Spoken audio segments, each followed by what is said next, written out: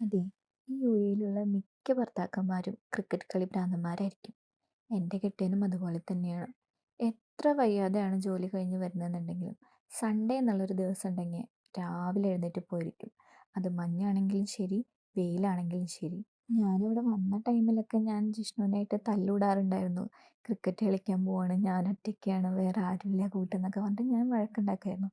പിന്നെയാണ് എനിക്ക് മനസ്സിലായത് ജിഷ്ണു മാത്രമല്ല വേറെ കുറേ പേര് ഇതുപോലെ തന്നെയുണ്ടെന്ന്.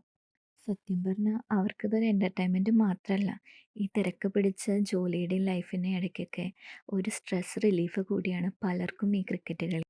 വഴക്കൊക്കെ പറഞ്ഞാലും ഈ ട്രോഫിയും കൊണ്ട് വന്നിട്ടുള്ള ഒരു ആഹ്ലാദ പ്രകടനമുണ്ട്. അത് കാണുമ്പോഴല്ലോ നമ്മളുടെ ദേഷ്യമൊക്കെ ഏത് വഴിക്കാണ് പോണേന്ന് പറയാൻ പറ്റില്ല. ഇത് മാത്രമല്ല കേട്ടോ ജിഷ്ണുവിന് കിട്ടിയിട്ടുള്ള ട്രോഫികൾ. ഇത് കൂടാതെ നാട്ടിലും കുറേ കൊണ്ടുവച്ചിട്ടുണ്ട്.